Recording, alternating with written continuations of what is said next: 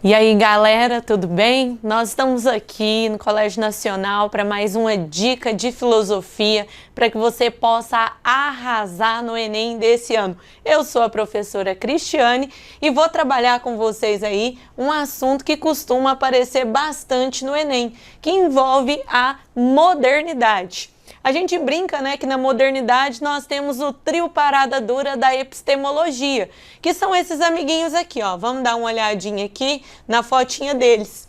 Lembra quem que é esse amiguinho aqui? A carinha dele de não muitos bons amigos, né? Esse rapazinho aqui, ele é o nosso amigo René Descartes. Esse segundo amiguinho aqui é o nosso amigo escocês, o David Hume. E o nosso amigo alemão aqui, o nosso amigo Immanuel Kant. Bom, esses três autores aqui, como eu disse para vocês, eles fazem parte, né, de um período que a gente chama de filosofia moderna. E para a gente entender, né, um pouquinho da construção do pensamento na modernidade, e para que a gente possa resolver uma questãozinha bem legal, aquela que eu mostrei agora há pouco para vocês, nós precisamos entender que dentro da teoria do conhecimento e da epistemologia, esses autores, eles tentam apresentar para nós a forma, a fonte e a ferramenta do conhecimento. O nosso amigo aqui, o René Descartes, ele faz parte de uma corrente que a gente chama de racionalismo. Então vamos colocar aqui, ó, o Descartes faz parte de uma corrente chamada de racionalismo. O nosso amigo David Hume, ele é representante de uma corrente chamada de empirismo, certo? Então, do Hume é a corrente do empirismo. E o nosso amigo Immanuel Kant faz parte de uma corrente chamada de criticismo. Bom, todas essas correntes, né, do Descartes, do Hume, do Kant, tentam apresentar a ferramenta, né, e a forma pela qual o indivíduo vai conhecer. Ou seja, o que eu tenho que conhecer e como eu vou conhecer.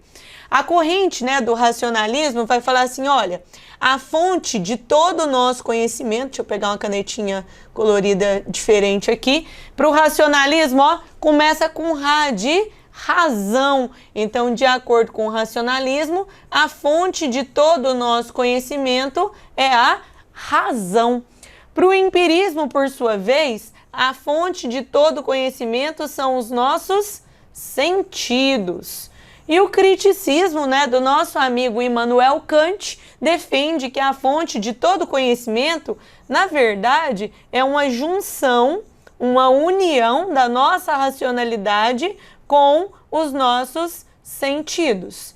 Então, uma união da razão com os sentidos. Tanto a razão quanto os sentidos são importantes e são determinantes do nosso processo de conhecimento. Bom, quando Descartes aponta a razão, né, como a fonte de todo conhecimento, ele vai elaborar um método. E ele vai falar assim, olha, o método, ele é um caminho seguro para que eu possa conduzir a nossa racionalidade, para que ela possa buscar a verdade nas ciências. E aí, né, ele vai elaborar as famosas regras do método, que não é difícil, você vai lembrar, ó, lembrou de Descartes, o macete é o EASY. O que é o EASY? E de evidência, A de análise, S de síntese e E de enumeração. A regra da evidência me diz que eu só posso tomar por verdadeiras aquelas ideias que forem claras e distintas, ou seja, aquelas ideias das quais eu não posso duvidar. A regra da análise me diz que eu tenho que dividir o meu problema em partes menores quantas forem possíveis a fim de melhor resolvê-lo. A síntese vai me dizer que eu vou juntar o problema e vou ordená-lo do mais simples para o mais complexo. E na enumeração eu vou voltar e verificar se eu nada esqueci, se eu nada omiti, para que eu possa efetivamente chegar à construção de conhecimento verdadeiro. Então, como matemático que o Descartes é extremamente metódico. Você vê a cara dele, né, gente? Não tem muitos amigos. Então, lembra que essas regras são EASY, tem que vir em ordem: evidência, análise, síntese e enumeração. O nosso amigo David Hume, por sua vez, os dois conceitos dele mais importantes são aqueles que envolvem as impressões e as ideias, que são as percepções da mente. As impressões, elas são sempre mais fortes, mais vívidas e mais intensas, porque elas dizem respeito ao momento atual da experiência.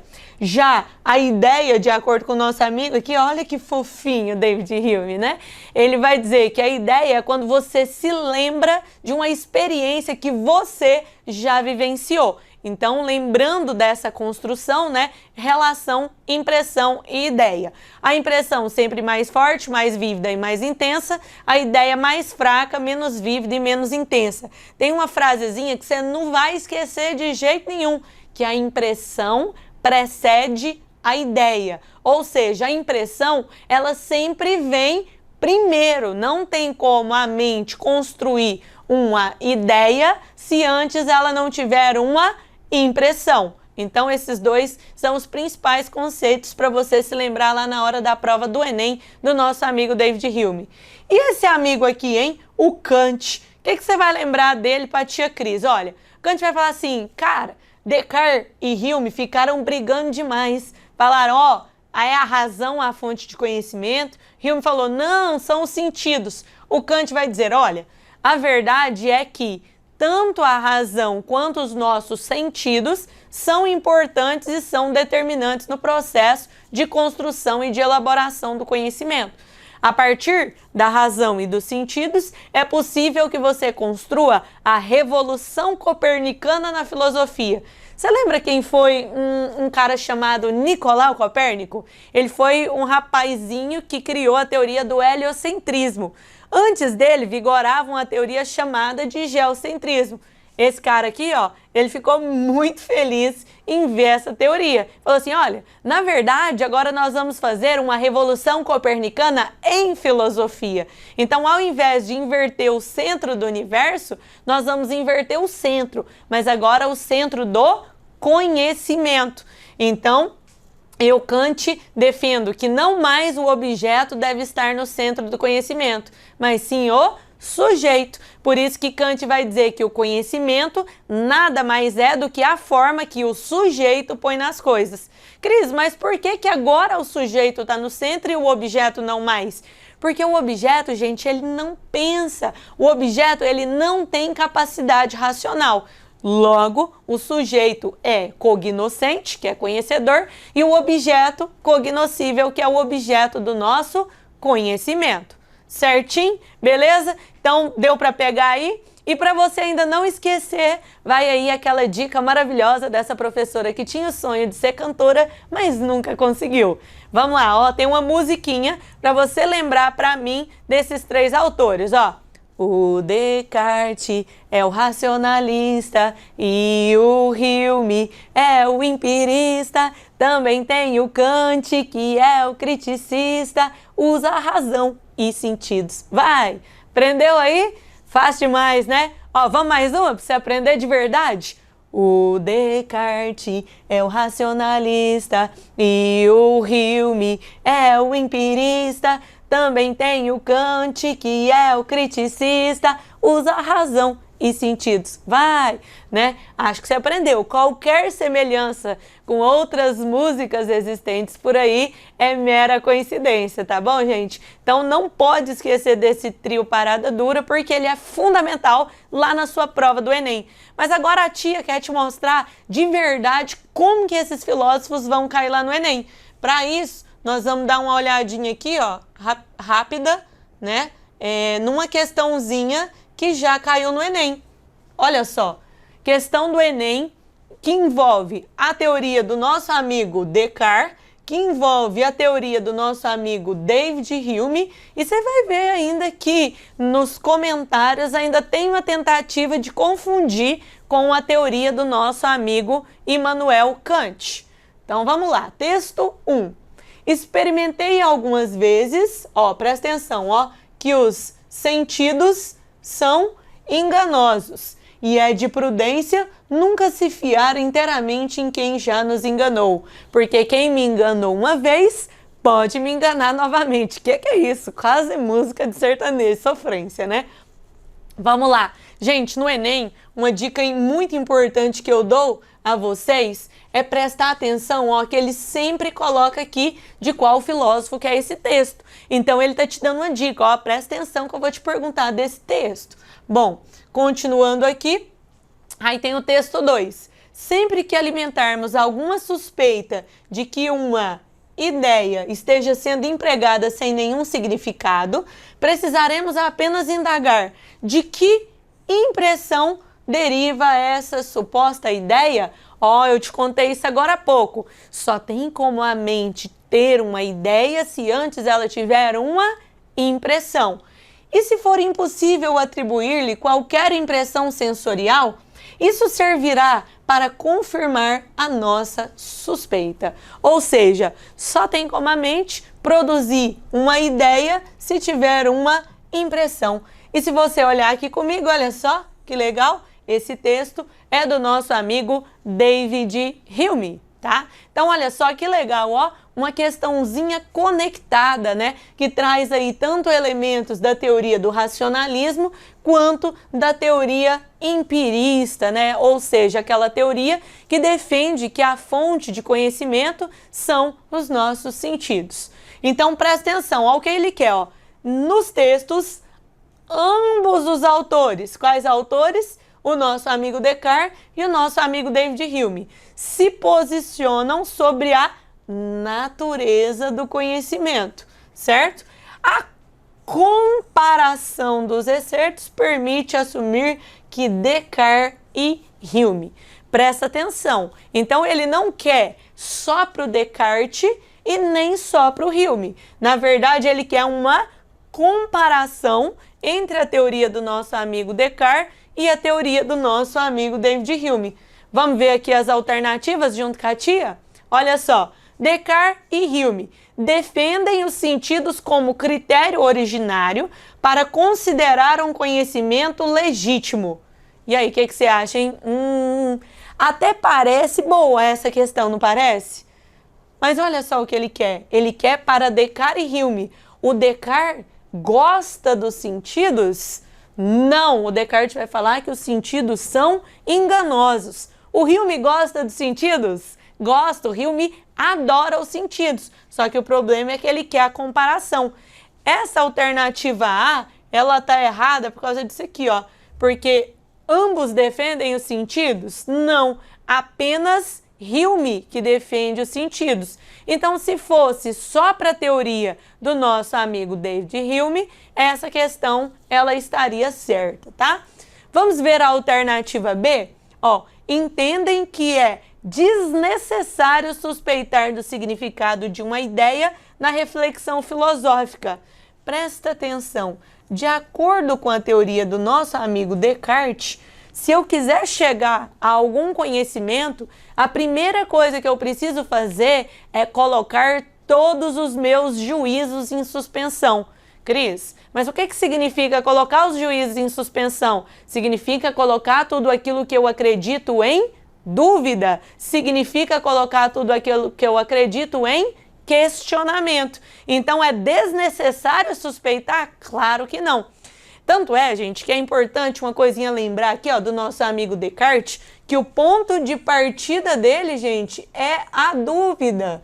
E não é a dúvida pela dúvida, é a dúvida metódica, né? Então eu vou estar sempre questionando, eu vou estar sempre duvidando. Tanto é que ele vai dizer que a dúvida é metódica, porque ela funciona como um caminho para se chegar à verdade. A dúvida é hiperbólica, porque eu vou colocar tudo em questionamento, ela chega a ser exagerada. O Enem gosta muito de uma expressão, colocar todos os juízos em suspensão. Cris, o que significa colocar todos os juízos em suspensão? Significa colocar tudo aquilo que eu acredito em dúvida. E a dúvida é provisória, que o Descartes vai falar que eu vou duvidar até chegar, né, à construção do conhecimento seguro e do conhecimento verdadeiro. Então, importante lembrar dessa questão. O Descartes, mais um detalhe, o Descartes não é um filósofo cético, tá? Ele está sempre duvidando, ele está sempre questionando, mas a dúvida tem um fim. Quando eu chego à primeira verdade indubitável, que é o cogito ergo sum, ou seja, o penso logo existo, certo? Então deu pra gente fazer uma super revisão aqui de Descartes só com esse item, né? Letra C de casa. São legítimos representantes do criticismo. Gente, eu contei para vocês que o Descartes faz parte do racionalismo, o Hume do empirismo. Então, ambos são criticistas? Quem que é o teórico, gente, do criticismo? O teórico do criticismo é o Kant. De novo, a musiquinha, ó. O Descartes é o racionalista e o Hume é o empirista. Também tem o Kant, que é o criticista, tá? Então, não confunde. Esse negócio de corrente sempre cai. Então, toma cuidado para não fazer confusão entre a corrente do nosso amigo Descartes e a corrente do nosso amigo David Hume, e não confundi-la, claro, com o Kant, que não está nesse texto, mas que eu citei, né, e mencionei para vocês alguns conceitos. Letra D de dado. Concordam que o conhecimento humano é impossível? Uai! Eu não falei para vocês que os autores da modernidade não trabalham justamente com a fonte, com a ferramenta e com a tentativa de justificar a questão do conhecimento? E outra coisa, ó, o conhecimento humano é impossível. Vamos imaginar que você boiasse aqui e confundisse. Mas olha, em relação tanto às ideias quanto aos sentidos. O Hume vai dizer, olha, só tem como a mente produzir uma ideia se tiver uma experiência. E o Descartes vai falar assim, olha, os sentidos são enganosos, então eu não posso tomar os meus sentidos como referência, eu não posso levar os meus sentidos como fonte de conhecimento. Então, olha só, essa questão está muito errada mesmo, tá? E a nossa letra E atribuem diferentes lugares ao papel dos sentidos no processo de obtenção de conhecimento. Perfeito, né? O Descartes gosta dos sentidos? Não, de jeito nenhum, tá? E o Hume gosta dos sentidos? O Hume ama os nossos sentidos, né? Então vamos pegar aqui, ó, uma canetinha verde e marcar aqui a nossa resposta, né? Certa, que é a letra E, né? Então, vamos marcar aqui a letra E, opa, vamos pôr um xizinho aqui, como a nossa resposta, já que, de acordo com a teoria do nosso amigo Descartes e a teoria do nosso amigo David Hume, os sentidos, eles não ocupam exatamente o mesmo lugar. Então, gente, o que eu gostaria de deixar de mensagem para vocês aqui, né, referente a esses três amigos aqui que nós já identificamos, que é o Descartes, o Hume e o Kant, é principalmente, então, a corrente filosófica, né, que cada um deles pertence, que é o racionalismo, o empirismo e o criticismo, e o que o indivíduo tem que fazer para adquirir conhecimento, né? Então, basicamente, ó, aqui, ó, teve uma treta. A galera brigou e falou assim, ó, essa treta aí, ó, do racionalismo com o empirismo, eu vou resolver. Olha a carinha de feliz do Kant. Vocês estavam muito radicais e eu vou criar esse criticismo, porque o criticismo é muito melhor, tá? Então, o racionalismo e o empirismo são teorias muito radicais. Tanto é, tem uma frase super interessante do Kant que eu gosto, que ele fala assim, ó, o Hume, né, o David Hume me despertou do meu sonho dogmático. Porque o Hume falou assim, olha, não tem como conhecer simplesmente e puramente com a razão. Assim como também não tem como conhecer puramente só com os sentidos. Para a gente terminar, um pequeno exemplo, para você entender o Kant, do porquê que ele vai falar que precisa tanto da razão quanto dos sentidos. Quando você era um bebezinho, recém-nascido, você sabia o que fazer? Você chegou aqui no mundo, você ficou com fome e falou assim, bebê, acabou de chegar no mundo e falou assim, mãe, quero leite. Claro que não, né? O que acontece? Você teve que viver a experiência, ficou com fome, instintivamente você chorou. Ué, ué, ué. E aí a sua mãe carinhosamente te levou um leitinho. Então, aí você viveu a experiência e com a experiência racionalmente você adquiriu aquela ideia. Já pensou se nos dias atuais a gente chegasse e simplesmente ué, ué, ué, e a gente ganhasse comida? Ia ser bom, não ia? Ê, meu Deus do céu, né? Então por isso que o Kant vai falar assim, olha, tanto a razão quanto os nossos sentidos são importantes e determinantes no processo de conhecimento. Galera, é isso aí. Gostaria de desejar uma excelente prova e aquele famoso tchau, obrigado!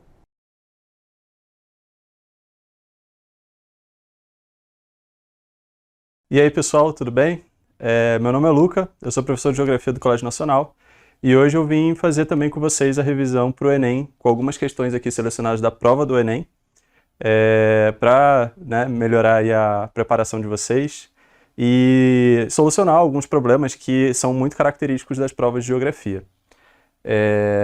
Então, o primeiro assunto que eu trouxe para vocês é um assunto que é muito recorrente na prova, que é o tema de agricultura. Eu peguei essa questão aqui da prova do ano passado, do Enem 2020, e é um tema que relaciona um pouco de clima, um pouco de agricultura e um pouco de interpretação de gráfico. Esse gráfico aí, como vocês podem ver, ele é um gráfico um pouquinho complicado, né? Você bate o olho e você não entende muita coisa do que está acontecendo. Mas a grande chave para você entender esse gráfico é você entender que ele nada mais é do que um calendário. Ele é um calendário que mostra, a partir da mudança dos meses, a atividade que vai ser realizada naquele período. Então a gente tem o anel da produção de algodão, do milho e do feijão. E se vocês repararem, no entorno desses anéis, a gente tem as marcações dos meses. O que a gente percebe? A gente percebe que, pela legenda, o período de plantio e limpa do terreno, que é o período do plantio e da colheita, está concentrado ali nos meses de março, abril e maio, tirando a produção de algodão, que passa um pouquinho até junho. O que isso significa? Esses meses, março, abril e maio, no Brasil, a gente está enfrentando a estação do verão. Então isso é uma informação importante para a gente conseguir solucionar essa questão. Muito importante também a gente fazer uma contextualização espacial e histórica desse gráfico, porque ele mostra que é uma zona de pastoreio de cultura de algodão e cereais do Agreste em 1963. Então é da região do Nordeste brasileiro, com clima semiárido, e no período de 1963.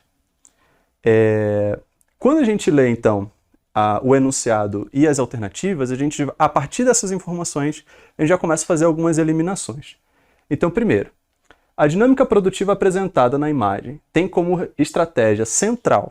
Então, qual que é a estratégia central dessa disposição de culturas respeitando essa diferenciação de meses? A separação pelo tipo de solo? Bom, o gráfico ele não indica nenhum tipo de diferença de localidades ali. A única localidade que ele dá pra gente é o Agreste brasileiro. Dentro disso, se tem uma diferença de solo ou não, não é indicado pelo calendário, pelo gráfico. Então a gente já pode eliminar.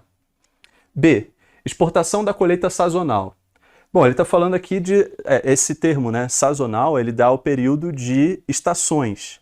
Então é alguma atividade que se repete ao longo do ano. Então esse é o sentido de sazonalidade. Vamos deixar essa no ar um pouquinho. Priorização da tecnologia moderna. Essa daqui a gente também já consegue eliminar. Por quê? Por causa do contexto histórico. Em 1963, a gente ainda não tem o uso intensivo de tecnologia, principalmente no Nordeste brasileiro. Em 1963, a gente ainda não começou o processo efetivo da Revolução Verde no Brasil, que vai ser muito mais impactante no Sudeste e no Centro-Oeste brasileiro com o avanço da fronteira agrícola. Então, priorização da tecnologia moderna na década de 60 no Nordeste, a gente não vai associar a esse fato. Adequação pelo tempo da natureza. Bom, ele está falando de tempo. E tempo da natureza, a gente pode associar com o quê? Estações do ano, a própria dinâmica climática que respeita um tempo da natureza. A própria questão que ele coloca aqui, as etapas de crescimento da cultura. Então a gente percebe que essas culturas elas estão respeitando um ciclo temporal dentro do calendário que também respeita a própria questão natural da cultura, da semente. Então o algodão ele tem um ciclo diferente do milho, que tem um ciclo diferente do feijão, porque essas plantas possuem ciclos de germinação, de crescimento e de colheita diferentes. E intensificação da atividade pecuária.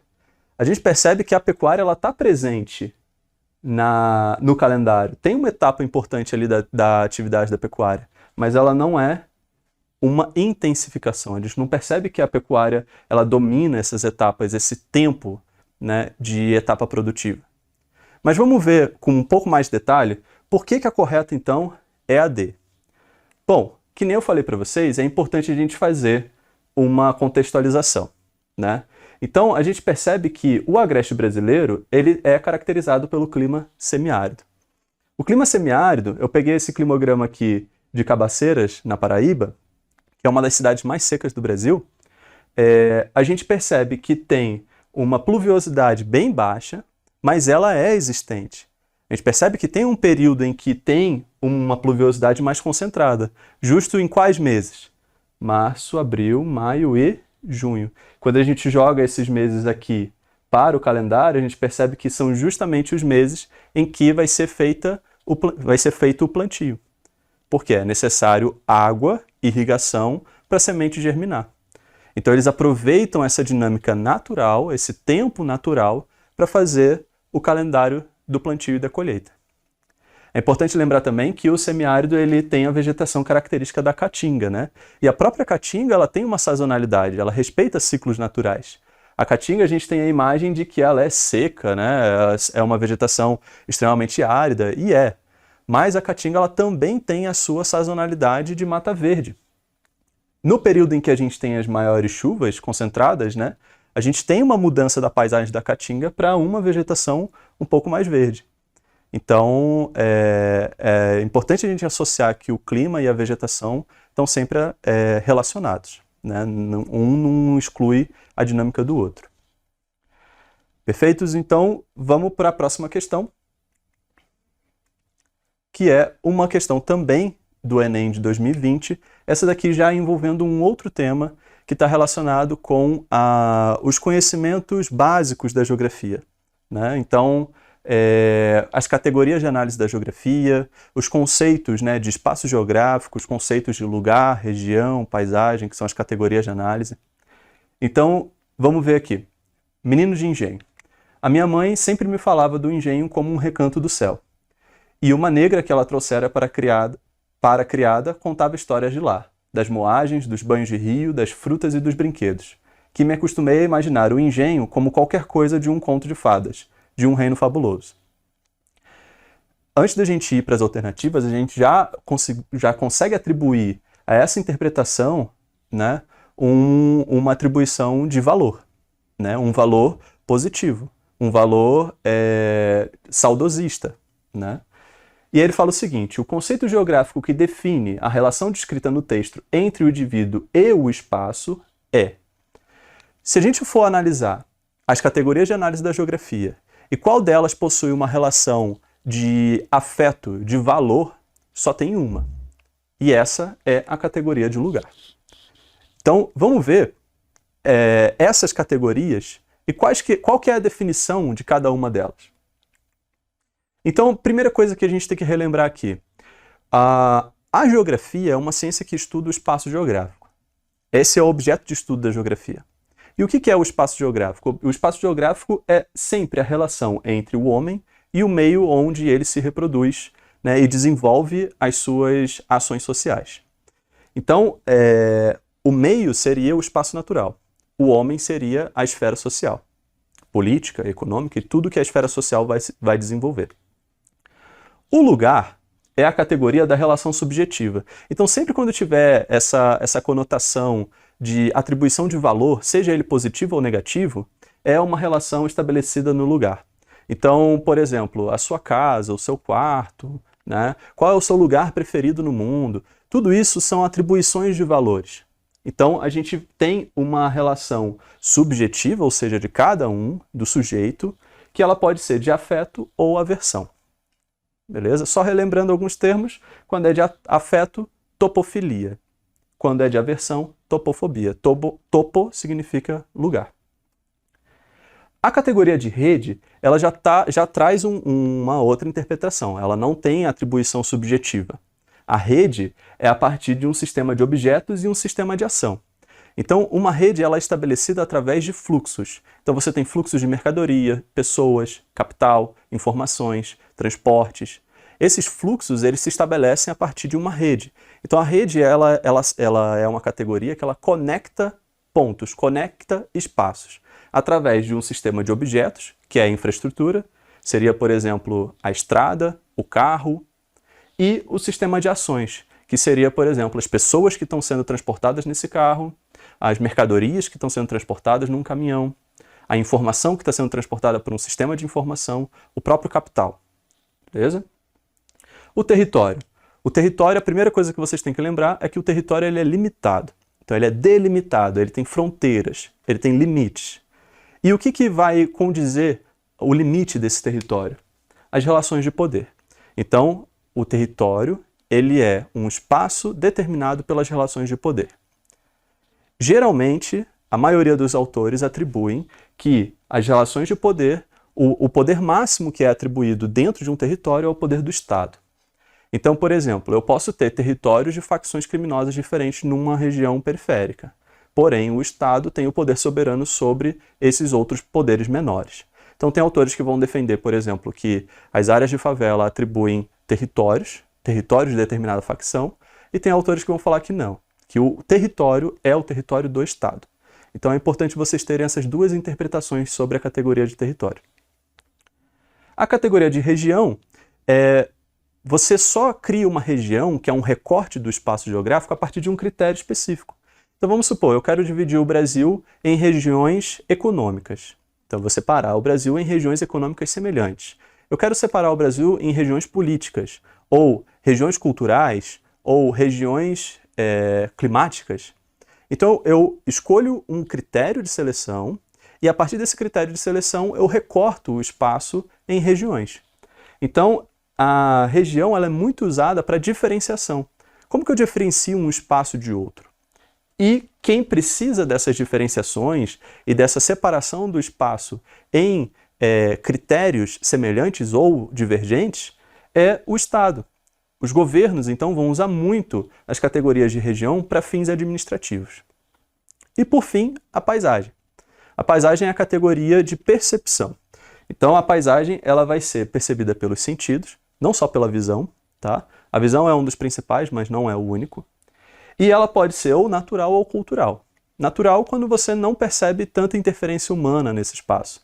E cultural quando você consegue identificar grandes interferências da sociedade nesse espaço. Beleza? Então essas são as categorias geográficas que é importante dar uma revisada para questões nesse nível. Então aqui a gente percebe que a única das categorias que fazia essa atribuição de valor era o lugar. Bom, a terceira e última questão para a gente trabalhar aqui nessa revisão para o Enem é uma questão de 2018 e é uma questão que atribui, traz um gráfico, né, no enunciado, um gráfico que apresenta a curva de precipitação e a curva de tempo em hora. Então ele mostra a quantidade de milímetros de chuva que caiu em determinada região e o tempo que essa água, né, demorou para se deslocar. E aí o enunciado fala o seguinte, uma questão bem simples. A dinâmica hidrológica expressa no gráfico demonstra que o processo de urbanização promove A. O que você tem que identificar nesse gráfico? Você tem que identificar primeiro uma diferença. Tem uma diferença na curva de vazão de áreas urbanizadas e na curva de vazão de áreas não urbanizadas. O que é a vazão? A vazão é o fluxo de água que escorre na superfície. Então o que a gente percebe? A gente percebe que nas áreas urbanizadas a gente tem um pico, né, de vazão, um aumento muito grande de volume de água num período de tempo muito curto. Ou seja, choveu, logo quando começa a chover, né, a partir de 2 horas de precipitação, você já tem um volume de água muito grande concentrado nas áreas urbanizadas. Nas áreas não urbanizadas, e aqui a gente pode incluir áreas rurais ou áreas verdes, a gente percebe que demora mais tempo para atingir o pico de vazão. Então precisa de mais tempo, mais volume de água para que esse pico seja atingido. O que isso significa? Isso significa então que na cidade existem determinados fatores que aumentam a quantidade de água em superfície. E a água na superfície da Terra ela só tem 2 opções, na verdade 3. Ou ela escorre, ou ela infiltra no solo, ou ela evapora. No caso das áreas não urbanizadas, se a vazão superficial, que é o escoamento, não foi tão grande, o que a gente pode afirmar? A gente pode afirmar que a infiltração foi maior. Ok? Então, o que a gente percebe? A gente percebe que vai ter a redução do volume dos rios? Não necessariamente. Se a gente tem um escoamento superficial muito grande, a gente sabe que o relevo, né, as áreas de rio, quase sempre, né, em grande maioria, estão nas regiões mais rebaixadas, então a gente vai ter um aumento do volume dos rios, o que ocasiona enchentes, né, inundações nas cidades. Expansão do lençol freático. O lençol freático ele está no subsolo. Então, para ter uma expansão do lençol freático, a gente precisa de infiltração e não escoamento superficial. Diminuição dos índices de chuva. Aqui, na verdade, a gente está falando de escoamento durante períodos de chuva, né? Então, as áreas urbanizadas, não necessariamente a gente vai ter uma diminuição do índice de chuva e não é isso que está sendo retratado pelo gráfico. O gráfico está retratando o fluxo e o volume de água que circula na superfície. Retração do nível dos reservatórios. Os reservatórios, eles estão em regiões, né, não urbanizadas, que seriam as áreas de reservatório de água, né, para consumo, né, dessas cidades. Então, as áreas de reservatório, geralmente, elas estão em regiões onde essa dinâmica de infiltração acontece de uma forma em áreas não urbanizadas. Então, ampliação do escoamento superficial, ou seja, o escoamento superficial aumenta. O que a gente pode perceber em alguns exemplos? Numa região aqui, que ele coloca, né, nessa imagem, algumas situações diferentes, a gente percebe o seguinte: numa região de floresta, a gente tem uma infiltração muito grande. Então, as raízes das árvores, né, a própria exposição do solo permite uma infiltração maior de água. Conforme a presença de vegetação vai diminuindo e elementos impermeabilizantes como asfalto, concreto vão aumentando, essa infiltração diminui e aumenta o escoamento. Olha aqui, ó. No asfalto poroso, a gente tem um pouco de infiltração, mas a gente já começa a ter um escoamento muito maior. No asfalto comum, que é utilizado nas grandes, né, nas principais ruas das cidades, a gente já percebe quase que nada de infiltração, né, porque é uma superfície impermeabilizante, e 100% da água vai escorrer pela superfície. Não tem nenhuma parcela dessa água que vai infiltrar no solo. A gente percebe também que isso vai causar problemas de enchente. Por quê? Em regiões onde a gente tem área permeável, ou seja, onde a água consegue infiltrar, o nível do rio ele é respeitado. Os rios eles transbordam naturalmente. É uma dinâmica natural do rio transbordar na estação chuvosa. Porém, se você impermeabiliza grande parte da região onde o rio está próximo, você aumenta muito a quantidade de água dentro desses canais e essa inundação ela vai ser 2, 3 vezes maior do que seria normalmente. Então, as inundações nas cidades elas são frequentes, por quê? Porque o número de água, o volume de água que vai para os canais é muito maior do que esse rio estava acostumado a receber. E aqui a gente percebe também a porcentagem de infiltração e escoamento. Então, numa área florestal, 80 a 90% da água ela infiltra. Numa cidade, numa área urbana, de 0 a 10% da água infiltra. Ou seja, 90% está escorrendo pela superfície. Aqui em Uberlândia, né, que é a cidade onde está localizado o Colégio Nacional, a gente tem um exemplo disso. O córrego São Pedro, que fica embaixo de uma avenida muito famosa, que é a Rondon Pacheco, inunda periodicamente. Então, em eventos de chuva, a Rondon Pacheco alaga. Por quê? Porque embaixo dessa avenida está passando um córrego, e em várias outras cidades isso foi muito frequente no Brasil na década de 70, que é a canalização de córregos e a construção de rodovias em cima. Então, as áreas impermeáveis aqui do centro e do bairro do Saraiva, a água escoa em direção à região baixa, que é o córrego. Esse seria o fluxo natural da água. Só que o que tem agora em cima do córrego? Uma rodovia. Então, a gente percebe que a rodovia ela passa justamente nessa região aqui, ó, nessa área que é uma área rebaixada. Então, a ocupação em fundo de vale, que são as regiões de rio, a impermeabilização intensa das áreas, com asfalto, concreto, um sistema de drenagem insuficiente, então bueiros, né, a canalização de esgoto, a canalização de águas pluviais, lixos depositados em local incorreto que entopem os bueiros e impede a água de infiltrar pelo sistema de drenagem. e a canalização de córregos, tudo isso são fatores que vão intensificar as enchentes urbanas, que está muito relacionado com o gráfico que aponta a questão do aumento do escoamento superficial das águas em áreas urbanas. Beleza? Bom, desejo para você que está assistindo esse vídeo uma ótima prova. Espero que essa revisão tenha ajudado a lembrar de determinados conceitos que são importantes. E é isso. Sigam o Nacional aí nas redes sociais e um abraço. Olá pessoal, tudo bem? Professor Gilberto, professor de Geografia, e estamos aqui para dar uma dica para o nosso Enem, né? O nosso caminho, um dos caminhos que nós temos aí para entrar nas universidades, nas melhores universidades do nosso país. A prova do Enem, ela tem uma peculiaridade, né? Ela trabalha com a teoria da resposta ao item, e ela também traz uma organização de prova baseada em algumas competências e também habilidades que o aluno ele vai desenvolvendo ao longo da sua vida escolar. E aí muitas vezes quando a gente pensa nessa forma de organização, fica um pouco mais fácil de entender a organização de algumas questões que aparecem na prova para nós. Então, por exemplo, hoje, para a gente bater esse papo, conversar um pouquinho, eu vim baseado em duas competências e habilidades das ciências humanas. A 202, né, que traz dois verbos fortes, analisar e avaliar. Então, geralmente são questões que elas trazem uma pontuação maior para o aluno, porque ele tem que ter desenvolvido essa habilidade de avaliação, de análise. E a outra que a gente vai trazer também, organizando os exercícios, também é analisar, né, que é a 206. E muitas vezes ela vai conversando com a outra.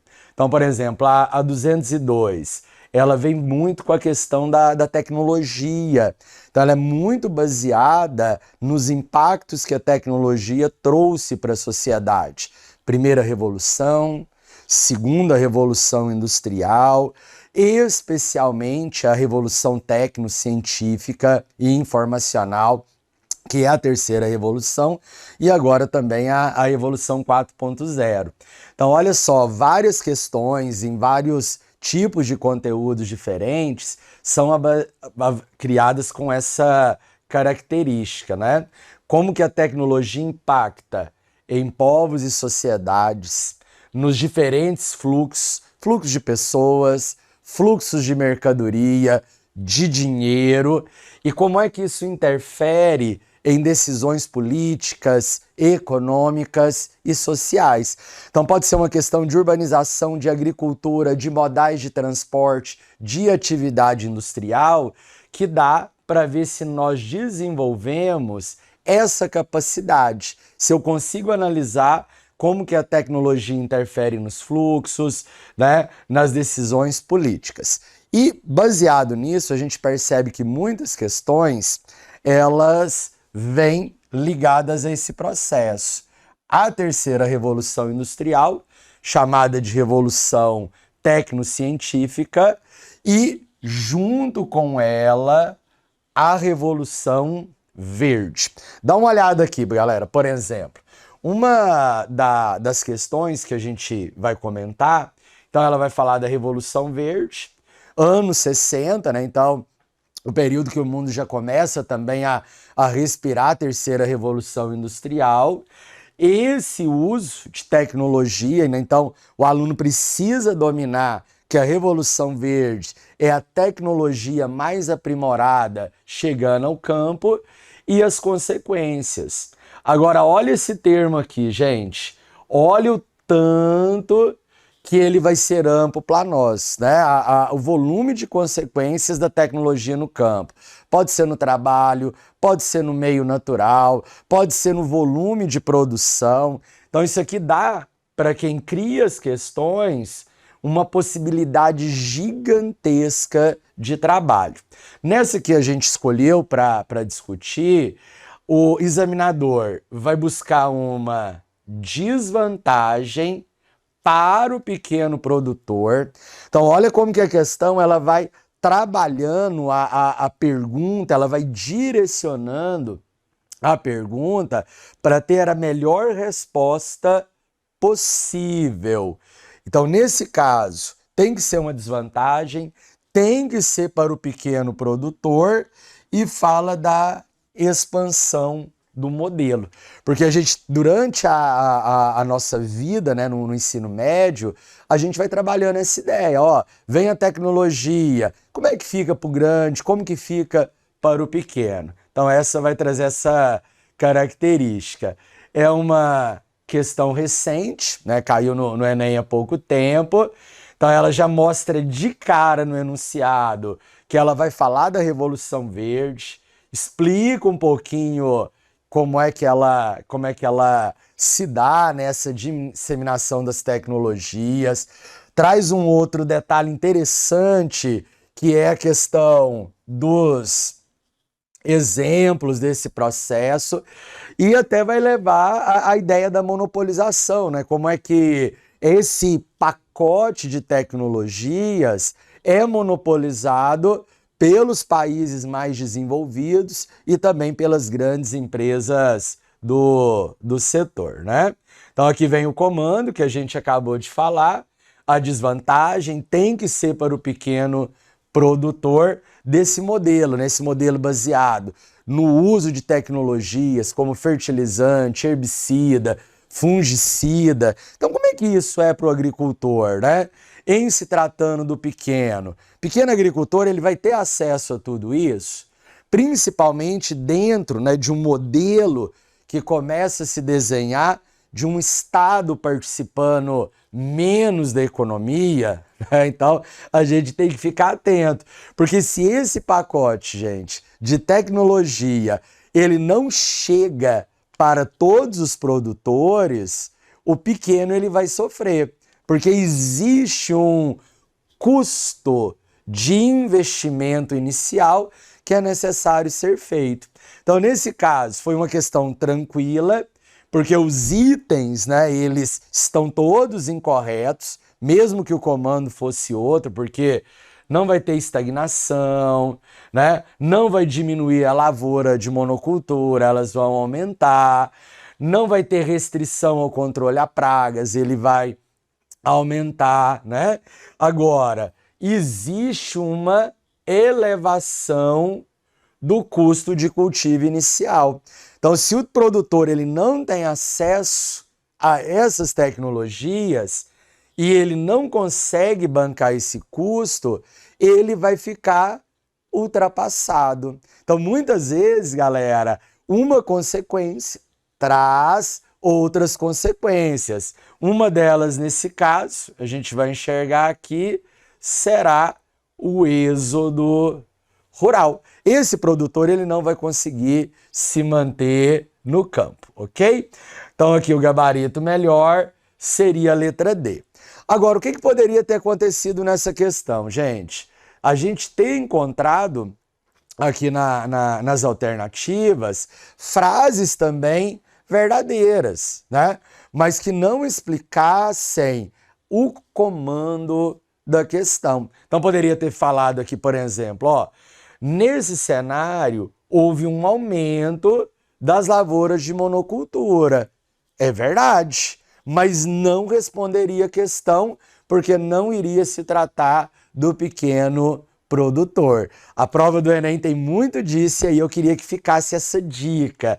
Casar demais, ficar muito atento no comando da questão para não se perder na hora de achar a resposta. Agora dá uma olhada aqui, galera, ainda baseado, né, nessa competência, né, na questão das tecnologias e como é que elas vão interferindo. Por exemplo, olha a questão de número 2. Também fala de tecnologia, já traz uma outra consequência, que é essa dependência, né, dos produtos químicos, problemas ecológicos, outra consequência.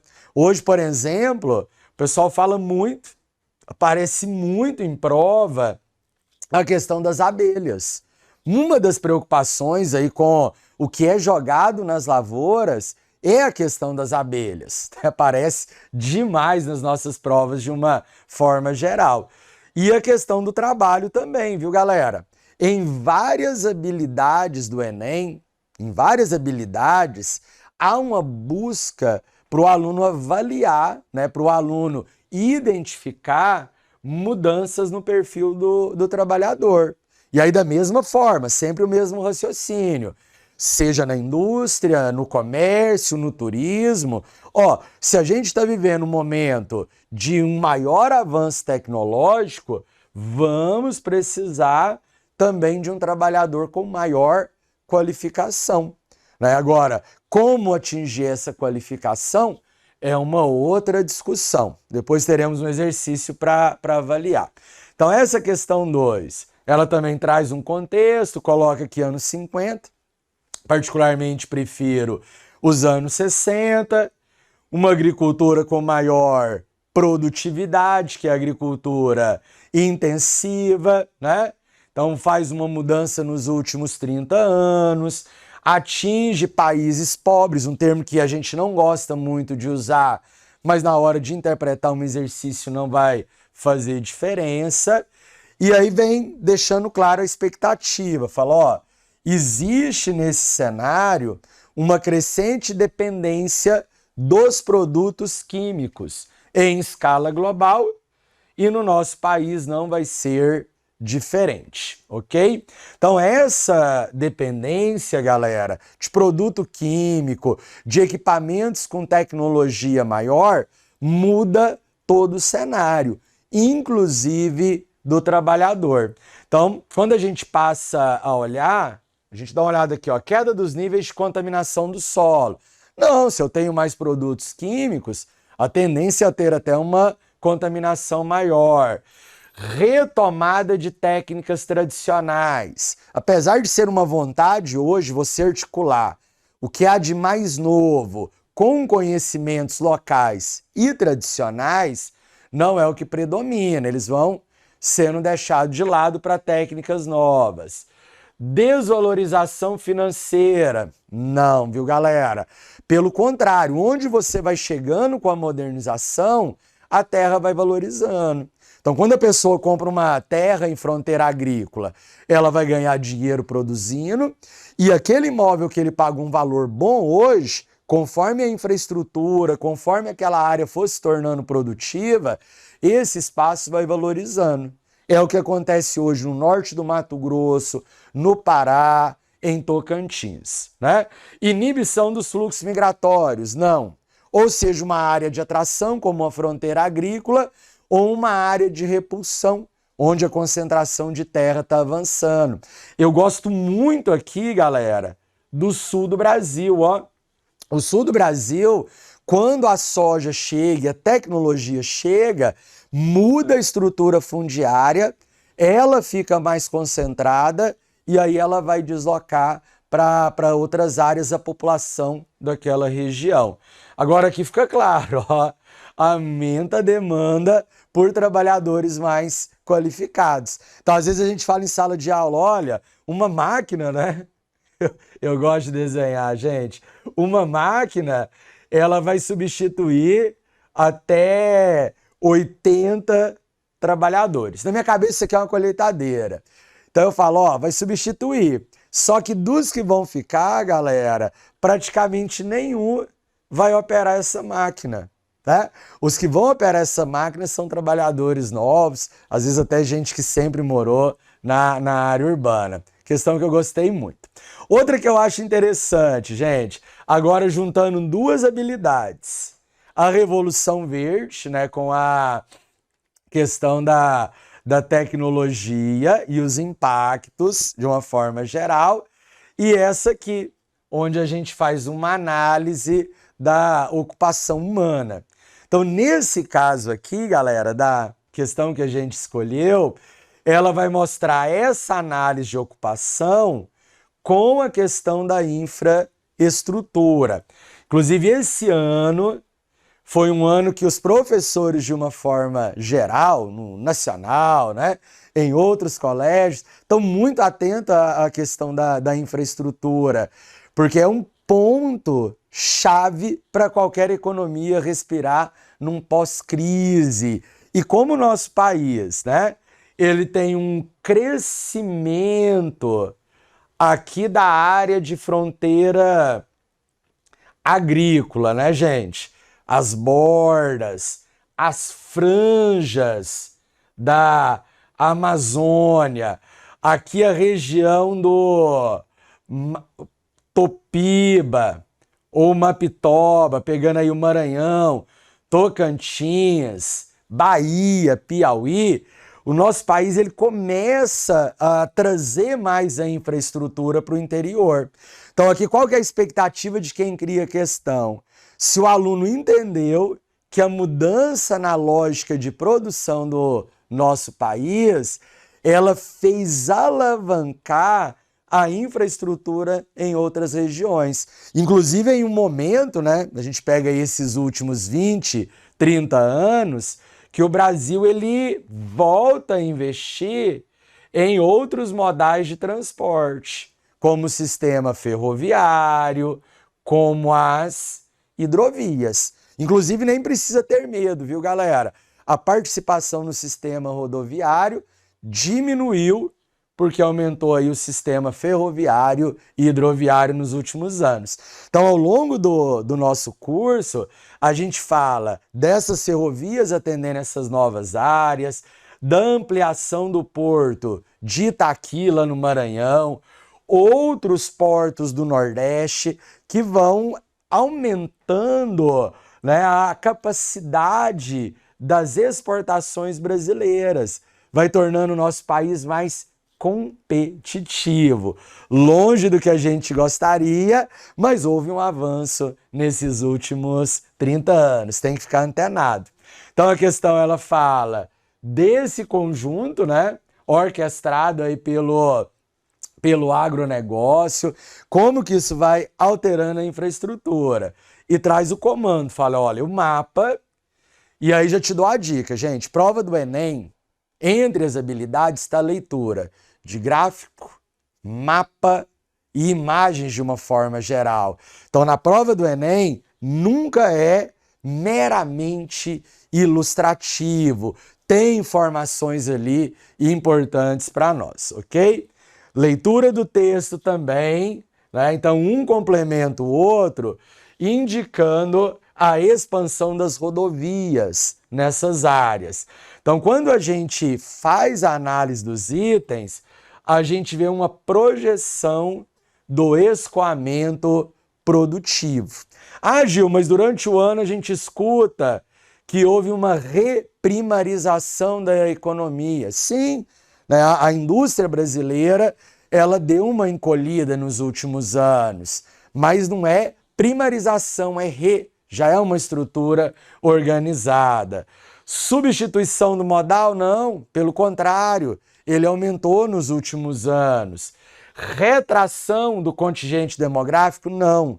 A população brasileira, ela ainda cresce, né? Nesse cenário de pandemia, no início desse primeiro trimestre aqui, a população teve um crescimento negativo, mas é uma exceção, nossa prova já estava pronta, ela está crescendo e ela está aumentando no interior do país, porque fronteira agrícola ativa os fluxos populacionais, né? Então vai levar gente para essas regiões e a estagnação das lavouras de policultura. Também não, viu, galera? Mesmo a gente sabendo que as monoculturas elas estão em alta, né? Sempre estiveram e estão crescendo, mas falar em estagnar é muito pesado, beleza? Terminando aí, gente, para finalizar. Agora essa aqui é bem interessante, porque ela é aquele passo a mais. Ela vai pegar a tecnologia, ela vai casar com o processo industrial, modernização no campo, fluxos e um outro assunto que o Enem ama, que é o processo de urbanização. Então, às vezes, se o aluno ele identifica, ele consegue analisar, ele consegue avaliar que a industrialização no Brasil, a modernização no campo, não aconteceu com um planejamento urbano adequado.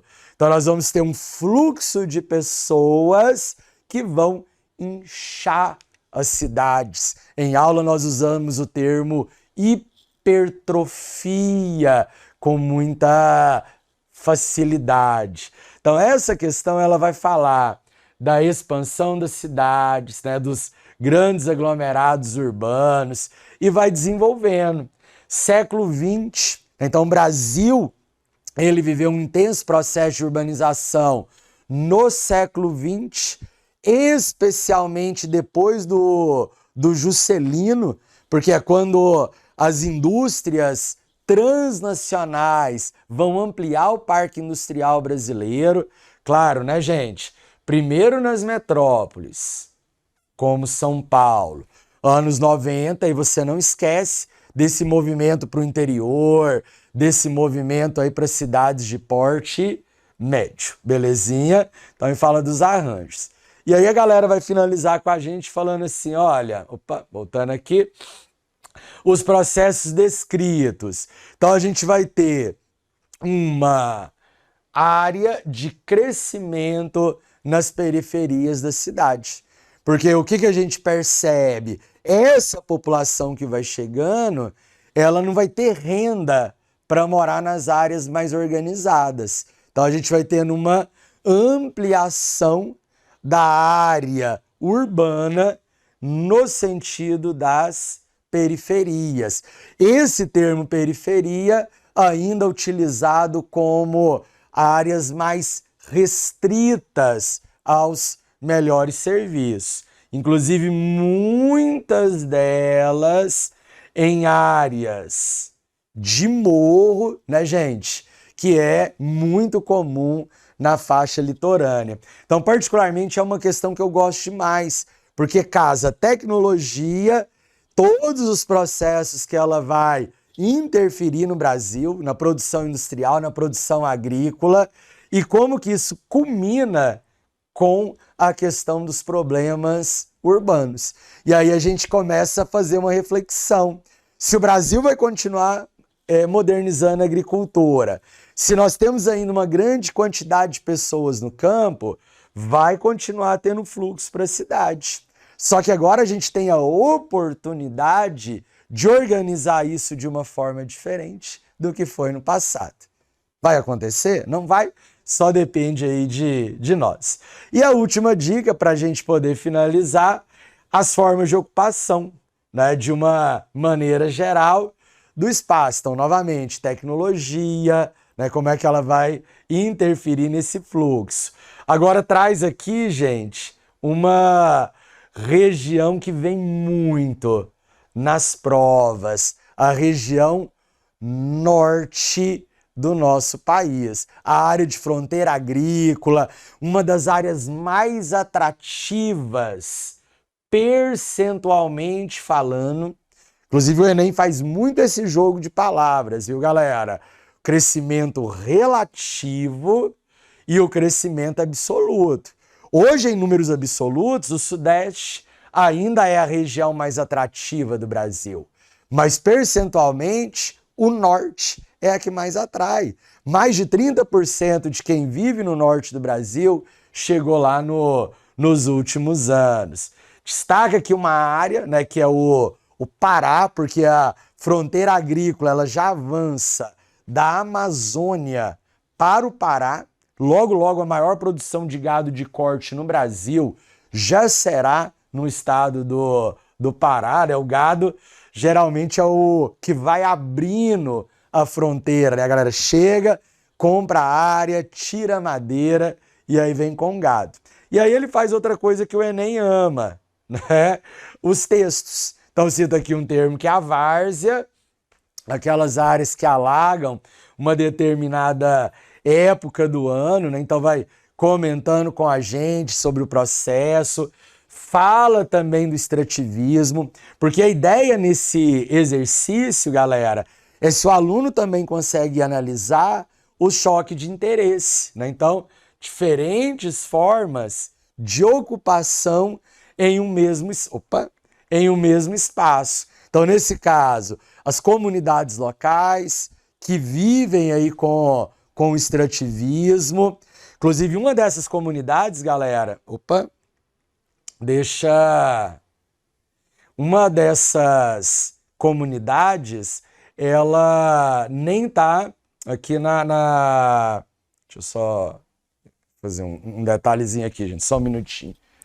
Colocar aqui. Uma dessas comunidades nem tá na Amazônia, tá lá na região da Mata dos Cocais, que vez ou outra aparece em provas, que é essa área aqui. Deixa eu te mostrar, ó. Essa região aqui, vou pegar a caneta aqui, deixa eu trocar aqui, achar uma corzinha legal aqui, vou colocar de verde. Essa região aqui, ó, que é muito perto do Mapitoba, tem muito desse conflito de interesse do grão que está avançando sobre a comunidade local que vive aqui do extrativismo nessas áreas. Então, essa questão que a gente está discutindo, né, para finalizar as dicas, ela traz um pouco disso. Se o aluno enxerga que uma mesma área pode estar sendo ocupada de forma diferente, como o extrativismo ou a pecuária, e essas formas diferentes ainda pode trazer aí um choque de interesse, que é o que vai acontecer aqui. Então fala, ó, de acordo com os textos, um falando ali da pecuária, o outro extrativismo, abordando a região norte, a existência de dois modelos agrícolas, um baseado na exportação e o outro baseado na subsistência. Então a gente tem aí esse detalhe. Galera, muito legal aí, né, as dicas, espero que te ajudem demais e o Nacional aí de braços abertos para todo mundo. E bora, né, vamos seguir em frente. Um grande beijo e que a gente tenha aí todo sucesso.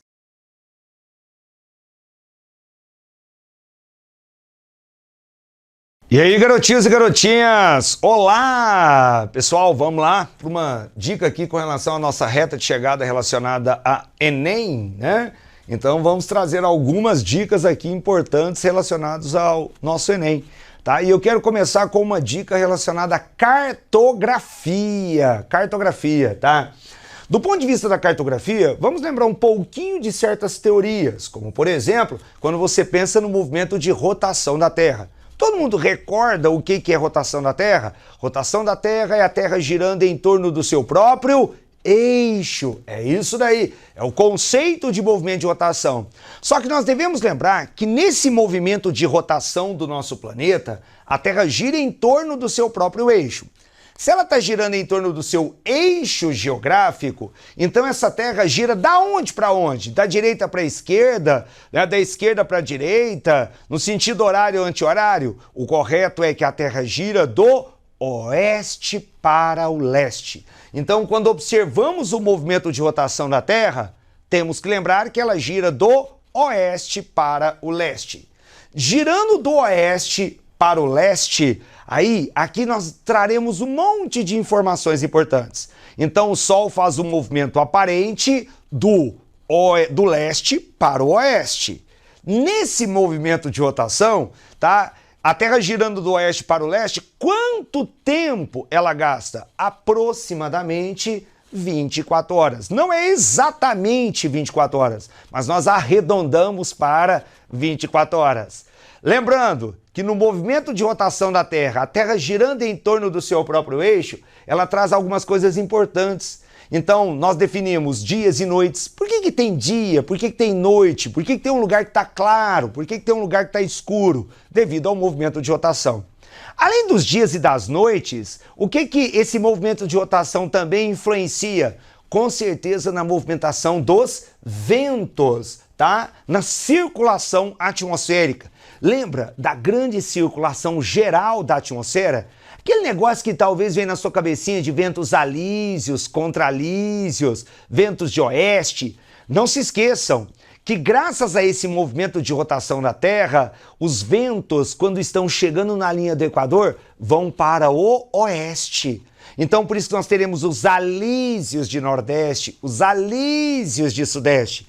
Não se esqueçam, graças ao movimento de rotação da Terra, os ventos no hemisfério norte têm sentido horário de circulação, enquanto que os ventos no hemisfério sul têm sentido anti-horário de circulação. E isso se dá, essa circulação dos ventos, um dos motivos é a rotação da Terra. E o outro motivo é a incidência dos raios solares, incidindo na superfície da Terra de uma forma diferente. Beleza? Agora, além da circulação da atmosfera, além dos dias e das noites, outra coisa importante são as correntes marítimas, muito cobrado historicamente no Enem aí, né? Tem que lembrar que as correntes marítimas também têm esse comportamento dos ventos.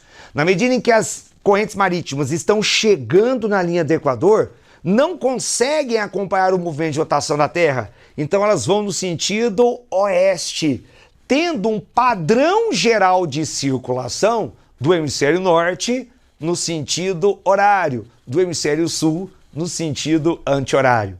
E aí, não se esqueça que no centro dessas correntes marítimas, a água está mais calma e nós teremos na atualidade uma grande acumulação de lixo plástico. Verdadeiras ilhas, quase que pequenos continentes de plástico estão se acumulando no centro das correntes marítimas, tá? Extremamente importante isso. E no movimento de rotação, você tem que lembrar que a maior velocidade de rotação acontece na linha do Equador. Pega, como que você chegou nessa conclusão de 1.670 km por hora? Por quê? Para darmos uma volta em torno da Terra, 40 mil quilômetros. 40 mil quilômetros dividido por 24 horas, nós vamos encontrar aproximadamente 1.670 quilômetros. Se a Terra gira com maior velocidade na linha do Equador, você tem que lembrar que na medida em que nós vamos em direção ao polo, essa velocidade diminui, chegando a ser nula. Porque o conceito de movimento de rotação é a Terra girando em torno do seu próprio eixo. Se ela gira em torno do eixo, no eixo da Terra a velocidade é considerada nula. Então lembre essa maior velocidade. Vamos aproveitar para lembrar de uma outra coisa importante? Como a Terra tem essa maior velocidade na linha do Equador, é próximo da linha do Equador que nós temos os melhores lugares para a instalação de bases de lançamento de foguete. Mas por quê? Porque você vai aproveitar o impulso da Terra no movimento de rotação. Por exemplo, no Brasil, onde que está a nossa base de lançamento de foguete? Será que é em São Paulo, no Rio de Janeiro, no eixo central da nossa economia? Não, está localizado lá no litoral do Maranhão. Tá? E por que no Maranhão? Pelas proximidades da linha do Equador. Ah, mas por que não está no Amapá, então? Está no Maranhão? Por um motivo bem simples, a questão de infraestrutura. Tudo bem? Tá? Aonde que está quando você olha lá, ó, a base de lançamento de foguete dos Estados Unidos? Cabo Canaveral, Península da Flórida. Beleza? Tranquilo? Então, baseado por isso aqui, temos uma questão bem interessante do Enem, que foi essa danada aqui, ó. Lembrando, o raio da Terra é maior na linha do Equador e menor na área polar. Lembra como você aprendeu o nome? A Terra, no seu movimento de rotação, girando com maior velocidade na linha do Equador, gerou um processo de expansão equatorial e achatamento na área polar. Porém, a questão que caiu sobre isso, recente do Enem, ela é bem interessante, tá? Ele quer saber as consequências relacionadas ao movimento de rotação. Então ele traz assim, ó. A diferença espacial citada é causada por que característica física? Então ele quer a característica física da Terra, movimento de rotação. Por que você sabe que é essa? Porque ele diz assim, ó. Quando é meio-dia nos Estados Unidos, o Sol, todo o mundo sabe que está deitando na França. Peraí, meio-dia em um local, meia-noite na outra, à tarde na outra, né? Bastaria ir para a França no minuto para assistir o pôr do sol. Qual a diferença espacial citada, causada por qual característica física da Terra? O achatamento das áreas polares é graças ao movimento de rotação. Mas não é isso que ele está querendo. tá? Porque ele quer a diferença espacial citada é causada por que característica física? A característica é simplesmente, tá? Com certeza, o movimento da Terra girando em torno do seu próprio eixo, no eixo de rotação. Beleza? Tranquilo? Vamos lá para mais uma outra dica. Quando pensamos em Enem, dos movimentos de rotação, vamos comentar um pouquinho sobre cartografia. Cartografia, localização, coordenadas geográficas. Vamos recordar aquilo que seria o básico, a introdução relacionada a esse tema aqui? Tem que lembrar que coordenadas geográficas são linhas imaginárias traçadas sobre a superfície da Terra. E essas linhas imaginárias nós não podemos esquecer que nós temos uma referência de paralelo, a linha do Equador. A linha do Equador divide a Terra em dois hemisférios. Então ele é considerado um paralelo zero. Paralelo é a linha imaginária. Latitude é o cálculo do arco angular dessa medida dos paralelos. Como assim, PH? A linha do Equador é o paralelo zero. É um círculo máximo que divide a Terra em dois hemisférios. Tudo bem? E esses dois hemisférios é como se minha mão passasse na linha do Equador, polo norte e polo sul, eu estou dividindo a Terra no meio. Tudo bem? E aí eu vou fazer a medida do arco angular, do arco do meu ângulo, 10 graus, 20 graus, 30 graus, até atingir um ângulo de 90 graus. Por isso que paralelo é medido pela latitude, que vai de zero, que é a linha do Equador, até a 90 graus. 90 graus para um hemisfério e 90 graus para o outro. Vamos recordar? O hemisfério norte pode ser chamado também de hemisfério boreal ou setentrional. Então, se você fala norte, se você usa o termo sul, aqui você pode falar boreal ou setentrional. Então, estou indo para o setentrional, estou indo para o norte, estou indo em direção à floresta boreal, a floresta do norte. Porque o hemisfério sul também mais dois nomes, hemisfério austral ou meridional. Quando você usa o termo dizendo assim, os planaltos meridionais do Brasil, os planaltos mais ao sul do Brasil, beleza? Agora, paralelo divide, é calculado a partir da latitude, que tem como referência a linha do Equador. Meridiano, teremos como referência o meridiano de Greenwich. E aí você tem que lembrar que o meridiano de Greenwich, eles serão medidos através da minha longitude. Paralelo mede latitude, meridiano mede a longitude. E a longitude, ela será diferente com relação às latitudes. Por quê? Porque um é medida de um círculo. O paralelo, você tem um círculo máximo, que é a linha do Equador. Tudo bem? Os meridianos são semicírculos máximos. Na verdade, todo meridiano, ele tem um antimeridiano. Pense que minha cabeça é o polo norte. Meus joelhos é o polo sul. Então os meridianos, eles saem de um polo e ligam ao outro. Então ele só é meio círculo, ele é um semicírculo. Isso é o que explica porque todo meridiano, ele tem um antimeridiano. Um meridiano totalmente oposto a ele. Vamos pegar o mais famoso de todos? Qual é o oposto do meridiano de Greenwich? A famosa LID, Linha Internacional de Mudança de Data. Então é a antípoda do meridiano de Greenwich. Lembra de antípoda? Totalmente oposto? É isso daí. Então lembre, um é de 0 a 90, o outro é de 0 a 180. E essas linhas imaginárias, tendo como referência o meridiano de Greenwich agora, esse semicírculo máximo, ele divide a Terra em dois hemisférios. Naquilo que seria o hemisfério oeste, claro, e o hemisfério leste. Mas não se esqueçam que o hemisfério oeste, ele pode ser chamado de ocidental ou hemisfério do poente. O leste pode ser chamado de oriental ou hemisfério do nascente. O Sol nasce no leste, o Sol se põe no oeste, graças aos movimentos. E para que servem essas coordenadas geográficas, essas linhas imaginárias?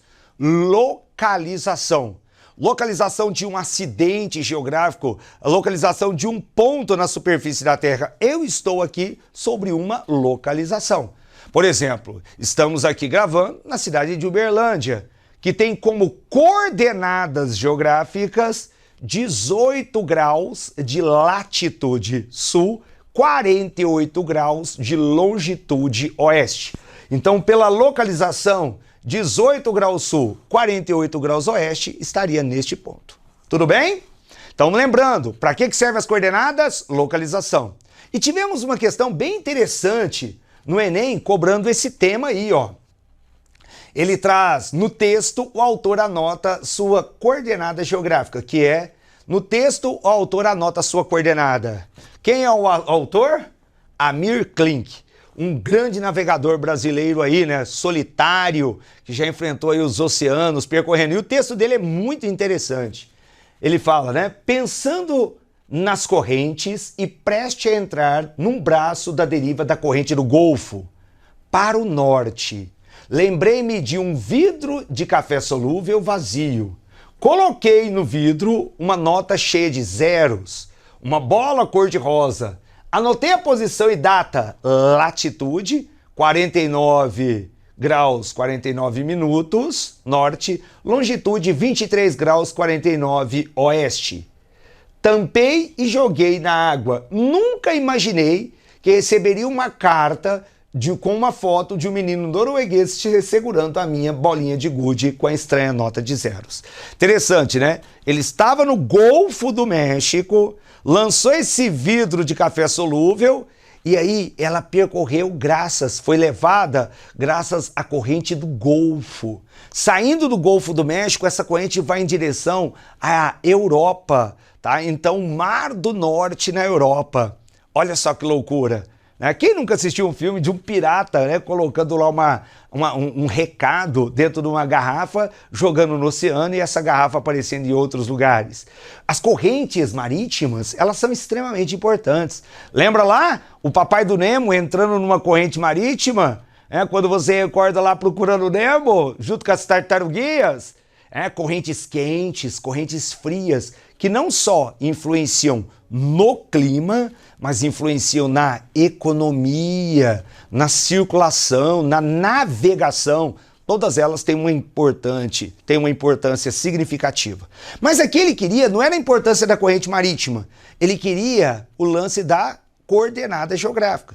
Então ele deu as coordenadas de latitude e longitude. E ele pergunta, no texto o autor anota as coordenadas geográficas. Que é o quê? O que são as coordenadas geográficas? Na verdade, a relação que se estabelece entre as distâncias representadas no mapa e as distâncias reais da superfície cartografada. Isso não é coordenada, isso é o conceito de escala. A escala é uma relação de proporcionalidade e ele traz isso entre a distância do mapa e as distâncias cartografadas. O registro de que os paralelos são verticais, os paralelos são horizontais e estão paralelos à linha do Equador, eles não são verticais. Ele aqui trocou. E convergem para os polos. Quem converge para os polos são os meridianos e não os paralelos, tá? E os meridianos são círculos imaginários, horizontais e equidistantes. Esse é o conceito de paralelo. A informação de um conjunto de linhas imaginárias que permitem localizar um ponto ou acidente geográfico na superfície terrestre. É isso daí. Esse é o conceito de coordenada geográfica. Coordenada geográfica é um conjunto de linhas imaginárias que tem como objetivo a localização. Hoje, extremamente importante quando você fala de GPS, agricultura de precisão, medições de áreas, uso de drones, preservação ambiental, desmatamento na Amazônia. Qualquer termo que necessita de pensarmos na localização da superfície terrestre, as coordenadas são importantes. O erro da letra D é que ele inverteu o lance da latitude e da longitude. Olha só. A latitude como a distância em graus de um ponto a um meridiano. Não, a distância em graus de um ponto a latitude seria com relação ao Equador. E ele inverteu quando ele disse que o meridiano de Greenwich, a longitude como distância em graus entre um ponto e o Equador. Não, longitude é medida de meridiano, latitude é medida de paralelo. Tudo bem? A forma de projeção cartografada, aí é projeções cartográficas, né? Não tem nada a ver com relação às coordenadas geográficas também.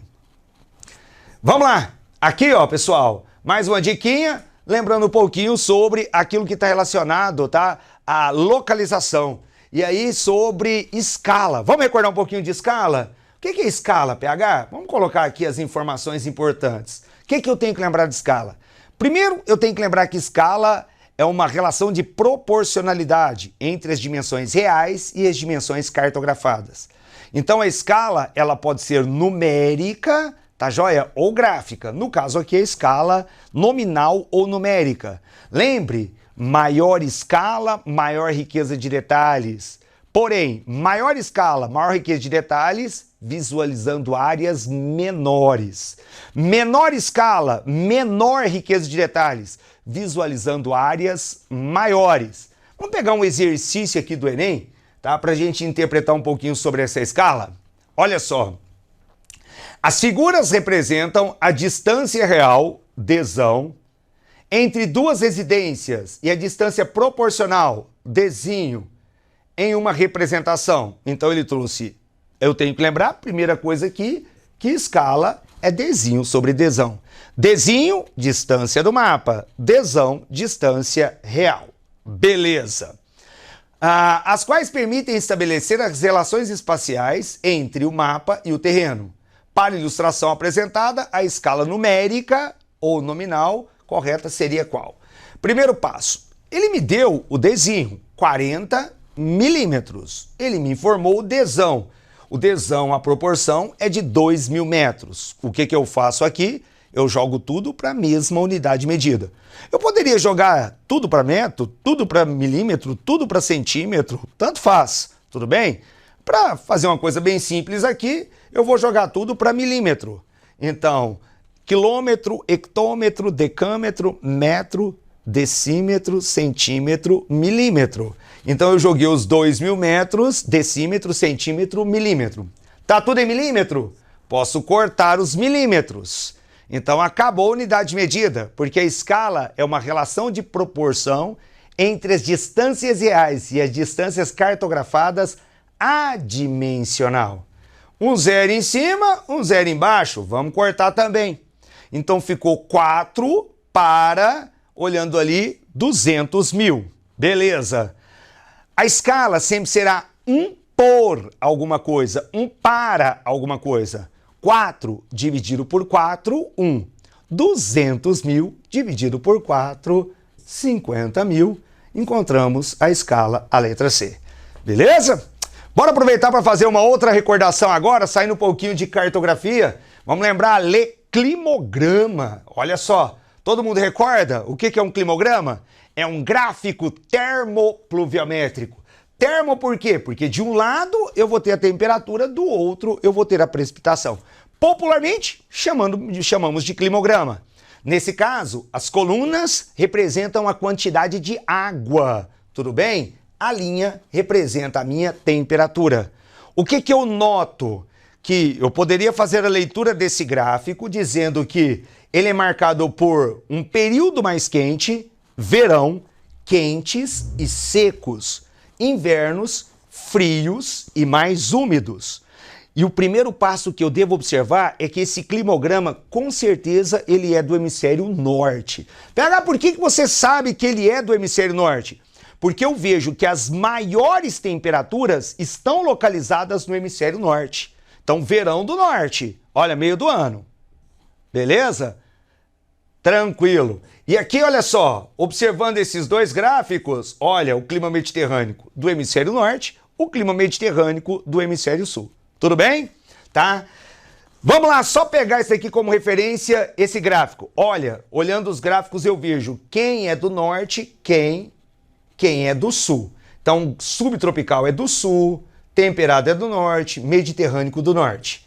Agora, olha nesse exercício. O que ele traz? 5 cidades. Vamos fechar essas 5 cidades?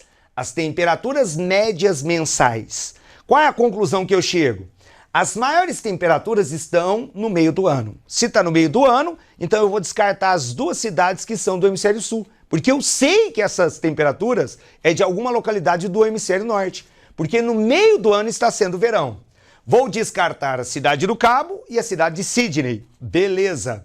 Agora, como que eu defino se é Mumbai, Barcelona ou Moscou? Eu vou olhar para amplitude térmica. E vejo que esse gráfico detém uma grande amplitude. Quanto mais distante eu estiver da linha do Equador, maior será a minha amplitude térmica. É isso daí, garotinhos e garotinhas! Fechamos, por isso que tem que ser a cidade de Moscou.